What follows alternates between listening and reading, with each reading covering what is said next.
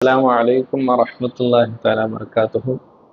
அன்பிற்கினிய ஆலிம் பெருமக்களே, இன்றைய தினம் நாம் எப்படி இங்கிலீஷில் வாக்கியத்தை உருவாக்குறது அப்படின்னு பார்க்க போகிறோம். நேற்று ப்ரொனவுன் படித்தோம். அந்த ப்ரொனவுன் மூலமாக எப்படி வாக்கியத்தை உருவாக்குறது.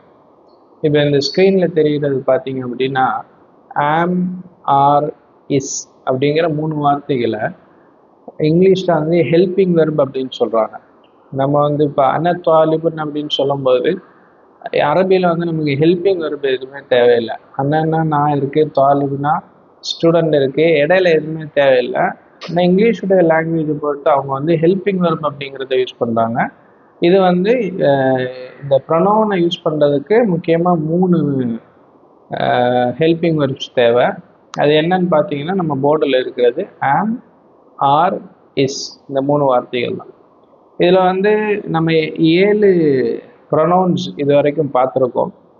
அந்த 7 ப்ரொனவுன்ஸுக்கும் இந்த 3 தான் வரும். 3ல் எது எது வரும் அப்படிங்கிறத பார்ப்போம். ஃபர்ஸ்ட் வந்து ஐ அப்படின்னு ஸ்டார்ட் பண்ணும்போது I am a student, I am a student. அப்போ ஐ அப்படிங்கிற ப்ரொனவுனுக்கு நம்ம ஆம் அப்படிங்கிற ஹெல்பிங் வெர்பை யூஸ் பண்ணோம். ஸோ நம்ம இந்த செஷனில் புரிஞ்சுக்கிற வேண்டியது, இங்கிலீஷில் வந்து ப்ரொனவுன் யூஸ் பண்ணும்போது அவங்க வந்து ஹெல்பிங் வெர்பை யூஸ் பண்ணுறாங்க. அந்த ஹெல்பிங் வெர்பு வந்து 3, ஆம், ஆர், இஸ் அப்படிங்கிற 3 இருக்குது. இதில் ஐ அப்படிங்கிறது சொல்லும் போது ஆம் அப்படிங்கிறது நம்ம சேர்த்துக்கணும். ஐ ஆம் எ ஸ்டூடெண்ட். இப்போ வந்து நான் சொல்லியிருந்தேன் நீங்கள் எதுவுமே எழுத தேவையில்லைன்னு. நான் வந்து கூகுள் டாக்ஸ் அப்படின்னு சொல்லி ஒரு ஃபைலை நான் இந்த டிஸ்கிரிப்ஷனில் ஆட் பண்ணுறேன். அதில் பார்த்தீங்கன்னா இந்த நோட்ஸ் எல்லாமே இருக்கும். சில நேரத்தில் கீழே எக்ஸசைஸ்ன்னு சொல்லி கொடுத்துருப்பேன்.